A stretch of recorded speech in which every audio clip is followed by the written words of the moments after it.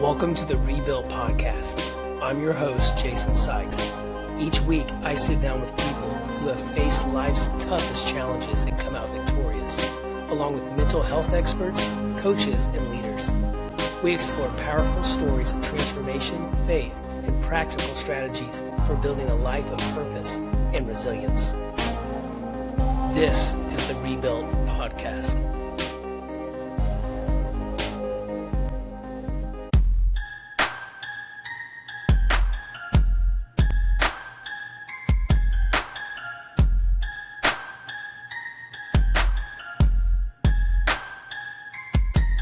Hey, what's up, everyone? Welcome to the Rebuilt Podcast. My name is Jason. I'm your host. And today's episode is a powerful one. I am sitting down with my friend Cole Taylor.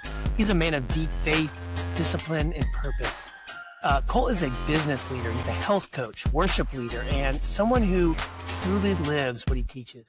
We talk about identity, resilience, mindset, health, faith, and what it really means to bring your best in every area of life.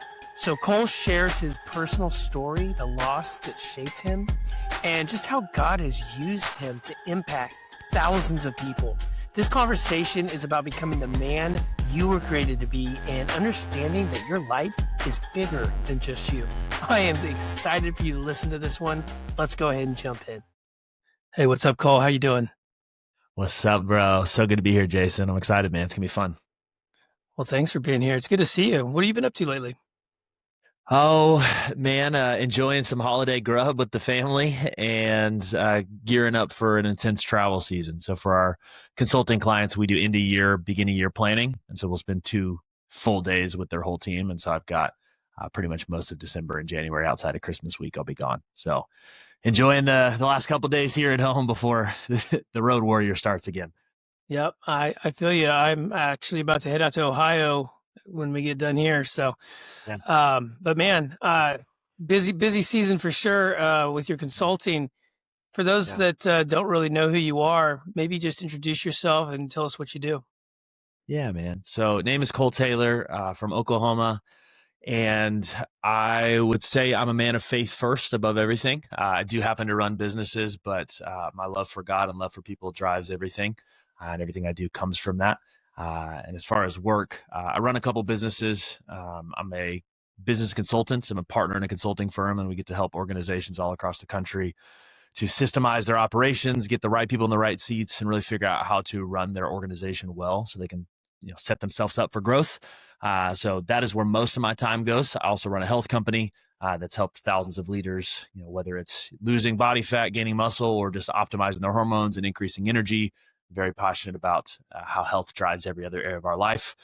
And then I get to do a lot of other cool things ministry-wise, even outside of those businesses, which I treat those businesses as ministry too.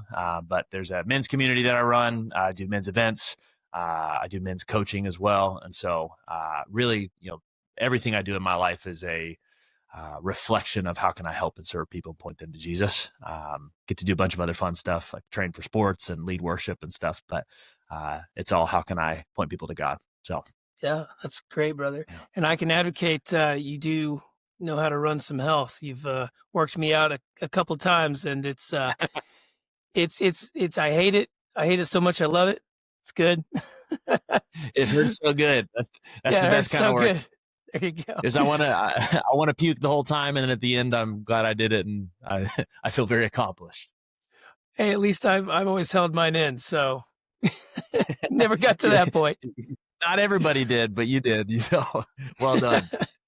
But no, for the men's group, man. I mean, that's kind of how my story started. Was looking for something like that. It's crazy. We were just talking about that. I think last time we were together, how in my moment that I was trying to progress to be better. I hadn't talked to you in probably like 4 or 5 years, and you just randomly messaged me and you're like, hey, be a part of this group. And I'm like, okay. You're like, hey, come to my house. I'm like, okay. Right. Yeah. But God works in crazy ways, doesn't he? God's timing is so unique like that. Right when we need him, he either speaks to us directly or will bring someone in our lives that will bring exactly what we need. The same is true for me all the time. So it's cool to see how he's worked in your life too. Yeah. So tell me a little bit about your story. if you will? Yeah, man. I grew up in a loving faith house. I was raised as someone who was trained how to pursue Jesus, how to pray. My adopted mom, which I'll kind of explain how that happened, she was a pastor and worked, spent a lot of time at the church and taught Bible college. And my sister and her husband pastor a church, and so I was around a lot of ministry. And for me, I was never one of the, prodigal son stories necessarily, where I had to run and go find the world and then come back. I really was grounded in faith from a young age. And I'm so thankful for that.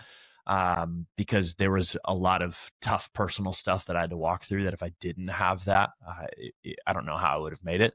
It's a little bit about really what shaped me is when I was born, my mom passed birth complications. And so left a single dad with a baby boy.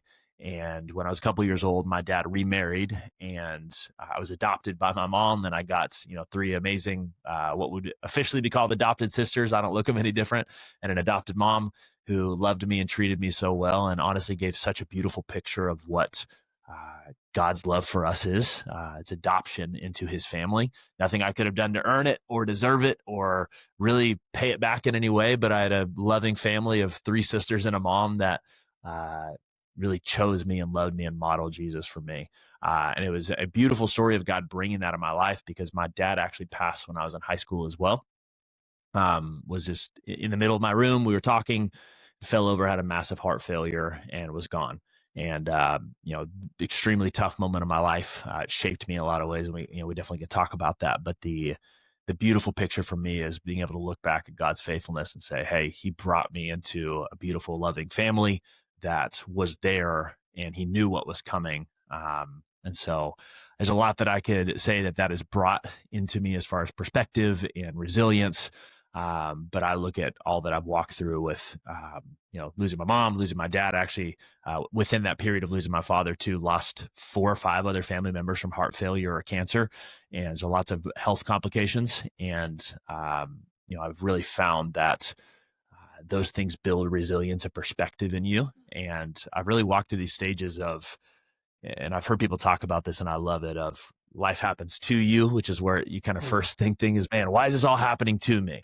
And then you find the perspective of, well, no, it actually happened for me. And there's a gift that comes out of that. Good. But I think the stage I'm at now is not just life has happened for me, where it's a gift, but it's actually happened through me, to where the things that have happened to me, not only do I think I'm thankful for them because of the gifts they've given me, the perspective, the resilience, what it's shaped in me, but it's actually allowed me to make an impact on other people's lives. Like I look at my dad and the multiple men in my family. So my dad, his dad, his brother, my mom's brother, my grandpa, all the men in my family have had heart failure and had a heart attack. And because of that, not only has it shaped and affected me, but it actually created this thing inside of me that was a drive to want to help others with their health. Yeah. And because of that came a health company that's helped over 50,000 people get in shape and lose body fat and, stay healthy, be around for their kids. And so I'm actually at the place now in perspective where I definitely wouldn't choose losing those family members, right. That's still such a hard thing to walk through, but I am so grateful that they happened, because one, it provided something for me. It was a gift that happened for me, but even more, it's happened through me, where there's countless families that have been changed because of those things. Yeah. So, I was going to ask God's got a really cool way. Yeah. I was going to ask you if the health problems from your family, if maybe that is what, encouraged you to get such into fitness. It sounds like it was. It is. It was for me first. There's a bit of the sports too. Like I played college sports, and you can see my jerseys in the background. But the bigger drive for me was just seeing how many family members had health issues, and just saying, I don't want that to happen for me. I don't want that to happen for my family. And so that was really the driver there. But then when I was first starting a business, I just am a firm believer that business should be recognizing a problem that's in the world and saying, how can my unique skill set and my passion, my experience bring a solution to that? And it was an easy step. It's like, well, I know how to get people healthy. I live in this sports world. I've got these certifications. Well, why don't I just help someone get healthy? Oh, wait, I can charge money for that? People would pay? Great. I'll solve a problem, change lives, and I also get to make a good living and provide for my family and the people I care about. So, Yeah, that's good. That's great. yeah. So yeah, touching back to the losses that you've had, you said you mentioned when your dad passed, it really shaped you. Yeah. Can you kind of tell us a little bit more about that? Yeah. So there's a lot. I mean, my dad was my best friend, Hmm. my role model, the man I looked to. And it was at a pivotal time in my life, too. I was 17, just turned 17. And, I got a year left of high school, lots of big transitions coming up. And it was a moment where you feel like you need a dad the most. And so it was really like a big crater was left in my life. And honestly, for the first time in my life, I had to seek God for myself because I had nothing else to turn to. And not that my Mm, mom and my sisters and the people around me were amazing, but they were also grieving sure. themselves, and that, Yeah. they weren't able to carry that. And so for the first time in my life, it was like, okay, do I either run or I believe this thing of God is for real, and I have to Hmm. build a depth and foundation on my own. And so I think for the first time I had to choose faith on my own through hardship. And I don't think Yeah. until you face something hard, like, faith is real. Not that it Yeah. wasn't like, I still had a relationship with God. I still loved him. I sought him, but until you really walk through the fire, it doesn't mean as much. Once you question everything, that's where faith really makes sense, is Yeah. because it doesn't make sense. And I got to believe in something I can't see. And I actually have tons of doubts. And so first off, it really forged the true faith that I have now. It gave me a ton of perspective. Everything I go through now, Mm, business wise, personal, like, once you've walked through loss in life, that's final.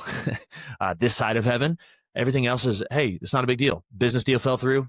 I've been through worse. You get an injury. Hey, I've been through worse. And so it shaped my perspective. But I think yeah. the number one thing it did for me was, at his memorial service, I had more people than I could count came up to me and said, "Hey, your dad had such an impact on my life. Mm, He prayed for that's me when I great. was going through a hard time. He gave money when I don't even know if you guys had the money to do that. Like, he mentored me through college. He helped me find a job." Like, over and over, these examples. And at first, that was really cool to hear. And I'm proud to have a father like that. And that's for sure a thing. But the backside of that actually kind of haunted me a little bit. And I mean this in all respect to my dad, but he died at 50 years old. And I see the impact that he made in 50 years old. And I'm like, what would have been possible if he had the other 30, 40, 50 years of his life? Like, if Yeah. he had been healthy in the way that he needed to be, if he had been his best, and, not saying it's all his fault or putting that blame on him, but if his body would have been in the place it was supposed to be and it would have been healthy, then maybe that impact would have been bigger. And so the question it has left me with, and I sit with this every day, and it's really what drives the coaching I do, is what would be possible for me if I was my best? Or what am I going to miss out on if I don't Mm, take care of a certain area of my life? If I'm not healthy in my relationships, how can I make the impact that I'm supposed to? My body's not where it needs to be. How can I be around for my family and make the impact I'm supposed to? If I don't bring my best, what am I going to miss out on yeah. myself? But even more, what impact will I miss? And so losing my dad shaped really the perspective that I carry in so many areas. Yeah. That's good. Well, and you change your perspective, you can change your reality. Mhm. And I would say that when it comes to motivation, I've said this before, but there's two different types of motivation. You can either have positive or negative motivation. The positive is, I want this. That's going to Mm. positively drive me to do better, to achieve these Yeah. goals, which is great. And that Yeah. works for some people. And then there's Mhm. negative motivation, which is, I don't want this. I don't want to Mhm. be like this. I don't want this to happen. So I have to do this. Yeah. And it Yep. sounds like a lot of that is, you know, what drives you is the latter. Yeah. If I don't do this correctly, or if I don't push myself enough, then I'm going to fall to a level that I don't want to be at. Mhm. Yeah, 100%. Because I think uh, I have found enough success in worldly terms at this point where, I've done cool stuff physically. I've run big races and, competed in big stages sports wise. I've done musically stuff at church and, done stuff business wise, but I've recognized that if I am not my best, it's not about what I won't accomplish, because I'm not as motivated by that anymore. It's who won't be helped. And so it's just that impact piece where, and you could flip it positive too. And I could say, who can I help? But I just don't think it carries the weight as much to me as like, who will not get served, who will not get loved, who will not get impacted if I don't bring my best. That's right. And so I think that the biggest motivation that I can bring. I had a friend who said it like this one time too. He said, at the end of your life, you're going to come face to face with your creator, and he's going to show you, here's what you could have been, and here's what you did. And that gap is going to be haunting. And so my job is to close that gap as close as possible so that I don't have to see the bridge. That's really good. Well, and you said about your father, you said, I wonder what he could have accomplished if he had lived longer. Well, I was thinking, everything works to the good for those who love God. He works it to the good, right? So, yes, the world might have missed out on a few things that he would have done. But at the same time, all the people that he would have never reached that now you're reaching wouldn't have been accomplished without that drive, that motivation as well. So it all comes back for full circle for God's glory. 100%. That's great. Yeah, 100%. I would not be, and I say that every time I get to speak on stages, is I wouldn't be here if I hadn't lost my dad. Like, I wouldn't be talking to you. I wouldn't be encouraging you. I wouldn't be sharing my story. And how many people, thousands of people that have changed their life because of that. So you're 100% right. God does work all things together. And that's the first time I've put that together. So I'm glad you brought that. It's not that people didn't get served because he lost his life. Now God has brought it in full circle, like you said, and has worked all things together that more people are being helped because of it. Well, and if you want to play on that, I mean, you wouldn't be talking to me, but I wouldn't be talking on this podcast if it wasn't for you. I know. So that's awesome. Yeah. God's great, man. It's so cool to think about that. But, and speaking of which, like, you mentioned, the guitar thing. I mean, you and I were both guitarists, which is funny. We've never had a conversation about music, but, I love playing guitar. So you play at Victory. I see your posts. I don't, currently go to Victory, but what's it like being a musician on stage at Victory? Man, it's great. I have a love for Victory because I grew up there. I went to the school from kindergarten to 12th grade. I was on staff there for a couple of years before I moved to Church on the Move, which is where we started to get connected. And I was on staff there for a while. But man, it's a special thing. I love the church. Man, it's a biblically rooted, spirit-driven, impact-driven church that just loves people well. Is it perfect? No church is, but it's a group of people that just are growing together, and I love it. And it's cool for me to now be in a place where I don't do ministry inside of the church for money, and I get to serve and give my time in a way that's not a burden to the church, and that I don't require them to pay my salary. I could just show up and serve and give and lead for the same things I used to get paid for. And it feels like I'm tithing my time, is a thing that I've been saying a lot lately. It's like, hey, I'm going to give and serve and offer this time as a sacrifice. And I know that God's going to bless me for that. And so, man, I love getting to serve. Dude, if I didn't travel so much, I would do it even more. But man, sometimes we're in seasons we're called to give instead of go, is what a friend of mine said the other day. It's like, hey, I'm called to make money to fund the church. I'm not always called to go on the trips or to do the things. And so I've been finding that balance. But man, I love Victory. I love the time I get to serve. Yeah, like I said, we don't go regularly to Victory, but we go to all of their productions. They put on some great productions, and of course, pastor there, I met him several times, legit guy. It's kind of like Church on the Move. We're blessed here in Tulsa to have two great churches that don't just fill seats, they fill people. And especially in an age where, not talking negatively about any specific church, but some churches have a problem of they just want to fill the seats and get the money. And, that's not what it's about. It's about the people. And so I was just curious, you being on stage and being able to worship and lead worship. I mean, it just must be an incredible experience to see all those people. It is, man.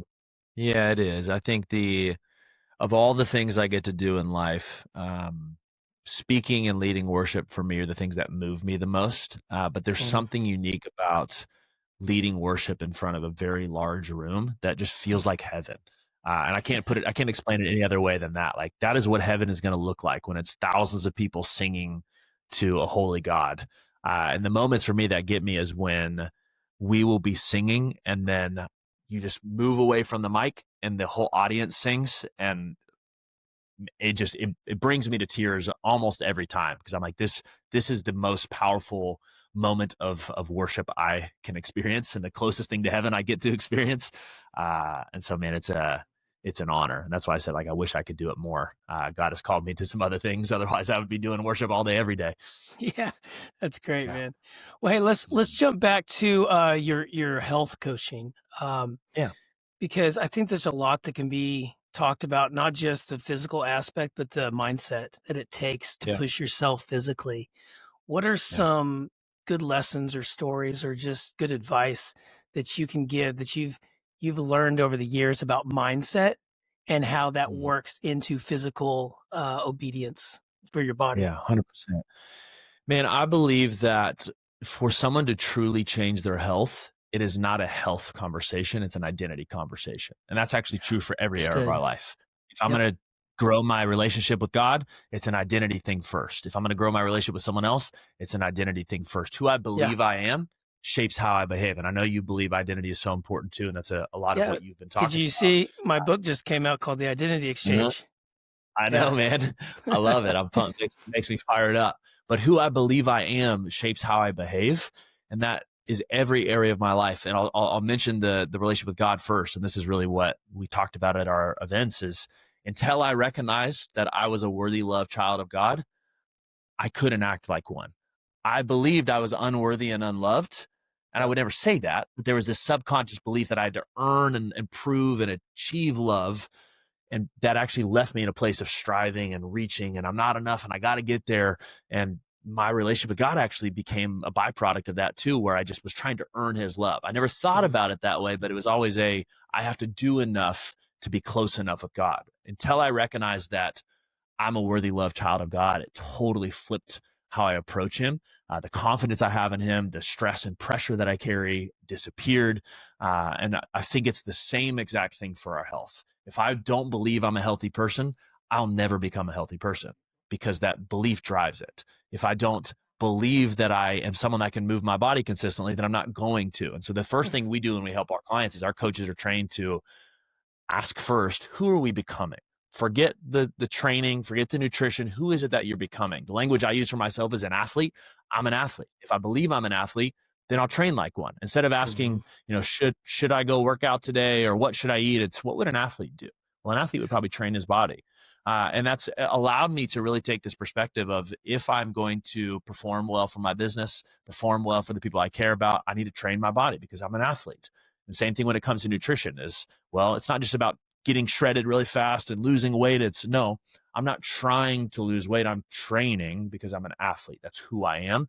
And it becomes this identity confirmation. And it's actually a lot easier. Like when you ask someone how to lose weight, there's a million different ways they can think. There's just, the society has told us all these things. But when you ask someone how to confirm their identity, which is aligned with who they want to be, usually they already know the answer, and it just takes consistency of that thing. But for me, you ask me, well, what would an athlete do? I'm like, well, I already was an athlete. I know exactly what to do. But when you say you got to try to lose weight, it becomes this mental battle of, I don't know, should I eat the pizza? Should I not? It's so much. So to me, the number one advice for changing your health is to first change your belief system and say, who It's good. am I? How can I believe something different? And then those behaviors actually just become a byproduct. And it's voting with your actions. Yeah, that's really good.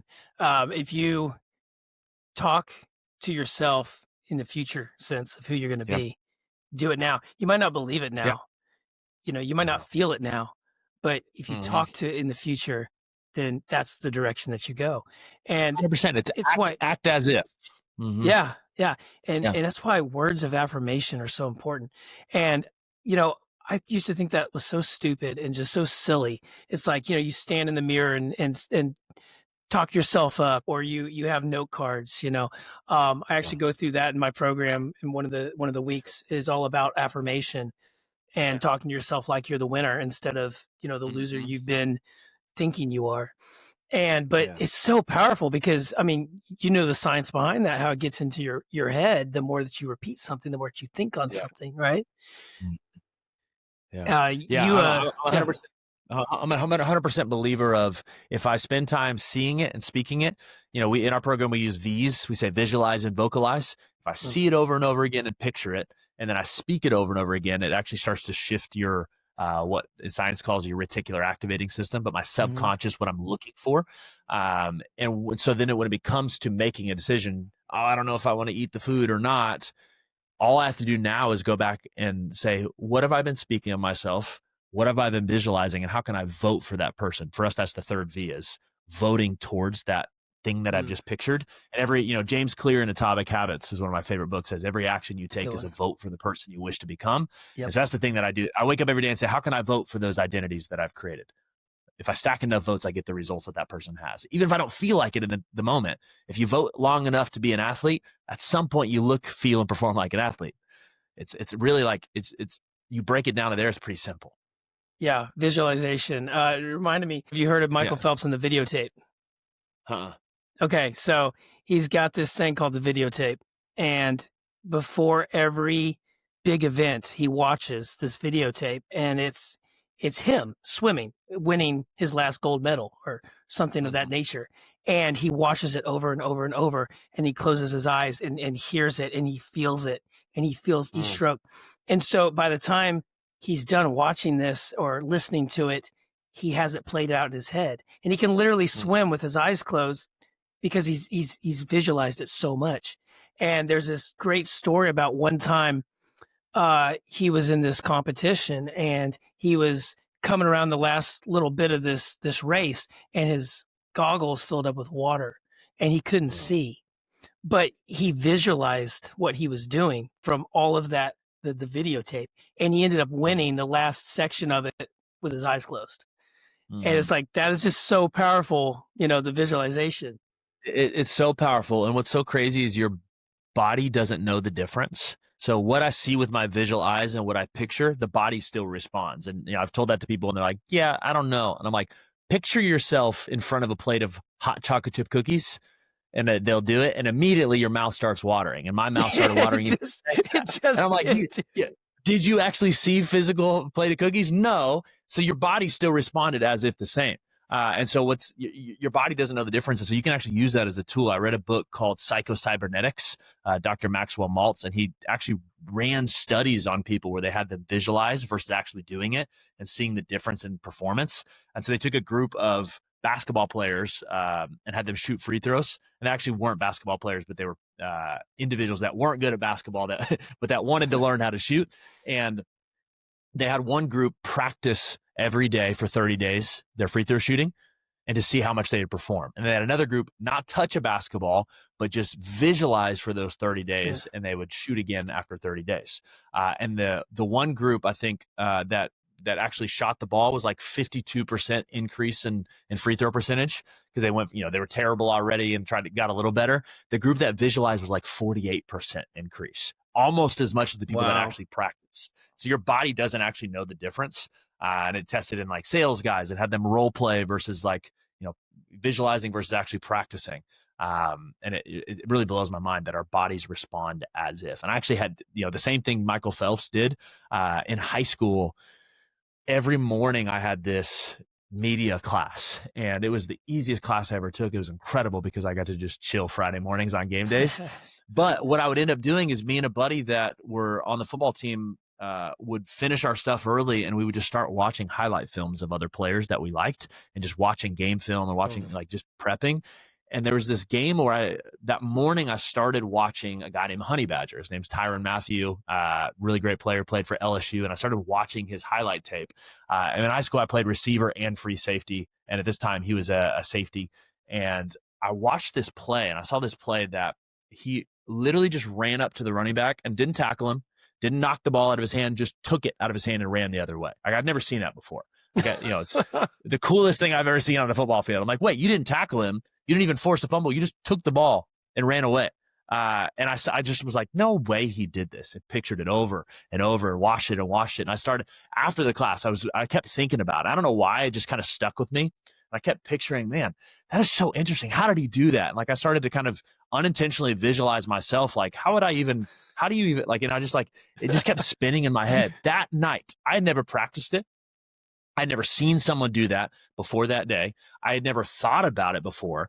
That night in a game, I did the exact same thing to someone else. They had a tight end caught a ball. Our team wrapped him up, and I just hands grabbed it, took off down the sideline. And I remember getting up after I got tackled and was like, did that just happen? The thing that I've been picturing all day, my body literally did it. So my body in, like subconscious autopilot just did what I'd been picturing all day. And so this visualization stuff is crazy. It's nuts. Well, it develops habit. Yeah. Which, as well as I do, habit is really the key to change. It's the key to growth. Mm-hmm. I mean, you change your mindset so then you can change your action, and those actions develop into habits. And how important are habits to a routine of someone who wants good growth? Yeah, they're so important. It's the stacking of consistency that gets results. The thing I said of every action you take is a vote for the person you wish to become. Like the results you get in life are just a compounding and a stacking of the actions that you took before that. If I'm a fit and healthy person, that's a reflection of years and years and years of I ate certain types of foods, I slept a certain amount, I moved my body consistently, and over time, my body looks, feels, and performs as a byproduct of those habits. The same thing, health and relationship with God. It's a byproduct of time in prayer, of seeking Him, of spending time around believers or church or whatever that time looks like for you. But it's a result of compounding habits. Same thing with the relationship with people. And I think, people want a big change really quickly, and that's not really how it works. Big things happen with small steps over time. Craig Rochelle used to always say, it's the small things that nobody sees that lead to the big things that everybody wants. And I think that's such a power reflection of if I do enough small things over time, it leads to those big changes. Yeah, that's so true. And speaking of relationships, I mean, it is so important to be around the right people because they're going to either motivate you to help with your growth or they're going to bring you down. And 100%. I think, I talked to you about that before, how I got to a point years ago where I had to just get rid of a lot of people in my life. And I think, anybody listening that's like, oh, crap, I got to go, drop all my friends. No, that's not what I'm saying. But you should definitely look at who is in your life and what they're offering. Some people need to have more influence on your life and some people need to have less influence on your life. It's not always about the people that are producing in your life, but what are they also taking? And so, can you kind of speak to that? You personally, who do you have in your life? What kind of people do you surround yourself with? I'm very intentional about that because I think that's the number one thing that actually creates our identity. We talked about visualize, vocalize, vote. The fourth one I tell people that is most important is vicinity, is surrounding myself with people that already have that identity. Nice. To me, that's the most important thing. If everyone's probably heard the rule of 5. I become like the 5 people that I spend the most time. I am a little more aggressive in that I say kind of the inverse, that if I surround myself with 5 broke people, I will be the 6th. If I surround myself with 5 people that are, getting divorced, I'm going to be the 6th. 5 people that don't have a relationship with God, I'm the 6th. And so I hold on to that truth so tightly because it's a irrefutable science that we become like those who are around. We start to speak like them. We adopt their habits. You can't help it. You spend enough time around someone, I start to pick up and say some of their phrases. I make their jokes. Absolutely. I start to think like them. And so I've recognized that is so true. And the Bible gives plenty of references of that and how the importance of surrounding yourself with certain people. And so for me, I have taken this stance where I'm not going to cut people out of my life necessarily, but I've got to be intentional around who I invest time in and who I spend the most with. And so in the areas that are most important for me, which are 4 pillars for me, it's faith, family, fitness, and finance. My internal man, emotions, mindset, relationship with God, my fitness, which is my body, my family, which is all of my relationships, and my finance, that's business and investments and the money that I use to be a good influence in God's kingdom, the resources that I have. Like those are the 4 areas to me.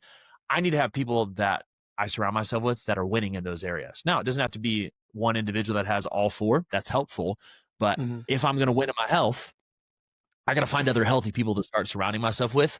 Because if not, I'm going to adopt the traits of the people that are unhealthy that I surround myself with. Same thing with my relationship with God. And so what I do is I intentionally put myself in environments of those areas. So I go to church as much as I can. I do small groups as much as I can. And not that those people are always winning in the other areas, but when we're there, we're talking about faith. And I'm going to adopt the belief systems of faith for those people. When it comes to relationships, I'm very intentional around myself with people that have healthy marriages, that treat people well, that have good, are good fathers, because I want to model how they show up. Now, if they're overweight, that's okay. I can't always find perfect, but I want to find someone who's winning in that area and say, how can I model what you do and learn that? That's also how my business and the businesses that we've started have been so successful, is not because I'm the world's coolest business owner. I'm super smart. And not that God hasn't given me gifts and talents, but it's a reliance on the Holy Spirit. That's number one. But second is I've chosen to surround myself with people that are way smarter. I've paid a lot of money to be in masterminds and to hire coaches that knew what I wanted to do and had already done it. And so I could model what they had done, or surrounding myself with other super successful people just to say, hey, I'm having those same problems. How did you approach that? And they're like, oh, that's easy. Here's how you do it. And so people that have already gone ahead. And so to me, that's the biggest cheat code in life. And the picture I get is when you look at big cycling races like the Tour de France, there's these clumps of cyclists. And I used to always wonder, that's the stupidest thing ever. You got this big race course, spread out everybody, until I found out that, and most people know this, that you actually draft off of each other. The reason why they're so close and they're inside of what they call that peloton is they can get behind somebody else and it decreases the resistance. In our lives, the same thing happens. Is if I can get behind somebody else who already has the results I want, that's moving in that same direction, I can decrease the resistance and the results become so much easier and sustainable. And so, man, I am one of the most important things I think for success in life in any area is finding other people who already are moving in that direction or have it, because then you can just fall in line and do what they're doing. Yeah. There's a saying that says, if you're the smartest person in the room, you're in the wrong room. 100%. Yeah. But it's crazy to me, even food, such an easy example of this. I am very intentional about even who I surround myself with and who I go eat with. And it's not always perfect. And I'm not saying cut your friends off, but when I go look at the friends that I grew up with, or even my family, sometimes we'll go eat. And then the waiter after the meal will come by and be like, do you guys want dessert? And, they'll go around. Someone will say yes. Someone will say yes. I'll try to say no. And they'll be like, bro, eat the dessert. You already look good. They don't mean anything by it, but that's just, it's like, be with us, do the thing we're doing. Where when I go around, a lot of the friends, especially our health coaches and our health community and our clients that we're coaching, we go around the thing and they say, no, I don't want dessert. No, I don't want dessert. It gets to me and I'm like, well, I'm not going to be the only one to get dessert. So it's actually, it's easier for me to be healthy in that environment. And so, I think that's such a good picture, is instead of finding people that you have to hey, I don't want to do that, and everybody else is, find the thing where it's harder to do the bad thing than it is the good thing. I want to find people that it's man, I'll just do what you're doing and I'm going to get good results. Right. And, it's okay to have those people in your life that don't necessarily fit that mold. It's just all comes down to having boundaries. It's boundaries. Yeah. And I mean, now we're not comparing ourselves to Jesus, but Jesus did not hang around people like him. He hung around the worst of the worst, and he had unbelievable boundaries. Sure. But you just think about his rhythms with his disciples. He spent most of his time with his core 12. He also would get away and fast and pray.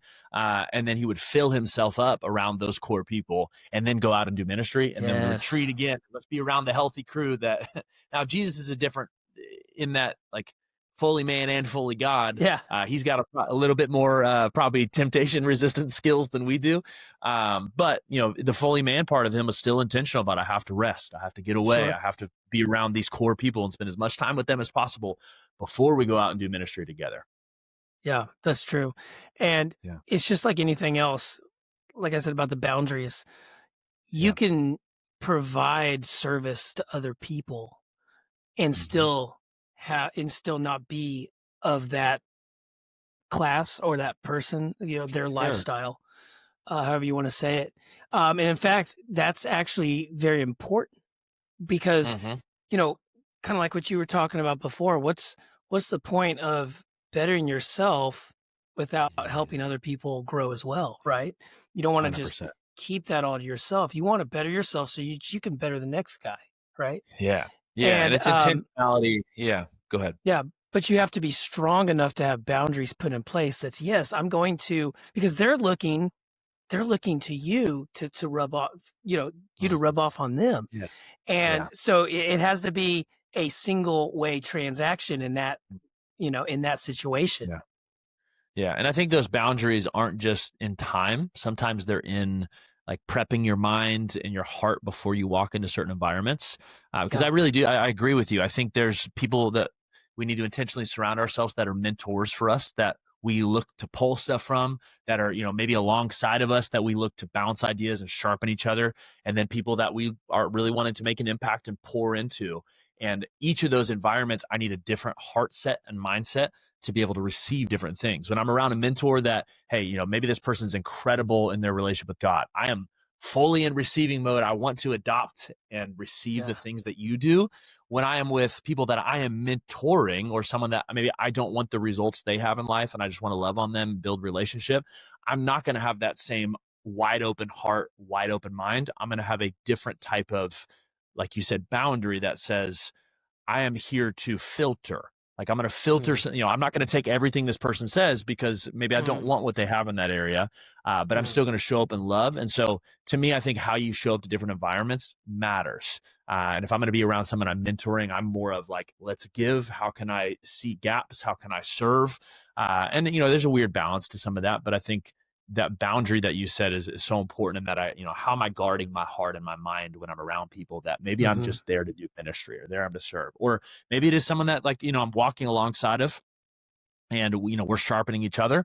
In some of those environments, I still may not be in fully open, like, you just tell me what you do and I'm going to do it. It might be, let's filter some of this and weigh it with what is God saying. And, maybe I take some of what you do. Maybe I push back and say, I don't agree with that.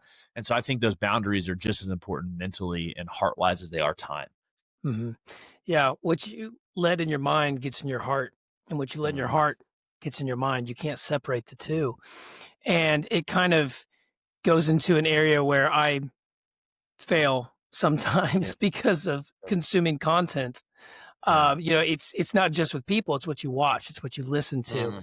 It's all of the content. And we're in a world that's just, it's unlimited amounts of content, and a lot of it's bad. But it's also, it's entertainment. It's not that bad. It's like, we all got those Netflix shows. It's like, well, it's not the best, but I like it. I've been watching it for years, whatever. And I've here recently had to cut out a few of those because I'm just like, yeah, it's not that bad, but it's not doing good. It's not filling me up. How's my language? Well, it's the same as your nutrition. Like, it's the same thing. The food that I put in my body immediately affects the energy that I have, the mental clarity, how I feel, how I perform, how I look. Yeah. The same thing happens with our ears and our eyes. The things that we feel immediately affect how we feel, how we think, how we perform. And so, like, for me too, like, I don't watch horror movies, not because I'm scared by them. It's just because I don't need to fill myself with things that invoke fear and invoke stress. I don't think that's healthy. And I'm not, people get to do with what they want. That's not my thing. Anything with demonic stuff, I just don't even watch it, because I don't want to give myself that opportunity to have to fight that and battle that. It's the same thing with, like, why I try to limit pizza. Although I love it, I feel so bad the next day. And so it's like, maybe I just shouldn't eat that as much, because I'm going to have a response following that. I'm going to have to fight that and make up for it. And so, we talk about the power of visualization. Our body doesn't know the difference when it sees something like that as if it was actually happening in real life. And so, man, guarding your eyes, guarding your ears, super important if you're going to live a life that is positive and encouraging. Yeah. And you said something that stuck out, was that you don't want to have to fight that battle. You don't want to allow that in, so you have to deal with it. Yeah. And that's the devil getting a stronghold or a foothold, And if you think about, like, the term stronghold, back in the day, that these towns, they had this the castle and the walls, and that's what they called their stronghold, their fortification. And that's where they would put all the important people. And sometimes those walls were, 20 feet thick. and it was impregnable. And if you think about it in that perspective of what a stronghold actually is, to give the devil a stronghold in your mind is not good. Because just think about how hard you're going to have to fight to get that territory back. Yeah. 100%, man. I heard Craig Rochelle. I'm just a big fan of his. Me too. Both his pastor, but also the leadership podcast, and he just says there's a lot of wisdom there. And he's a great example of surrounding yourself with people that are winning in the areas that you care about. Very healthy person, like very fit, muscular, loves Jesus, obviously, leads a massive organization. Their Bible app just crossed 1 billion downloads, and it had I saw the CEO of that business technicality of the Bible app. It's Bobby Greenwald.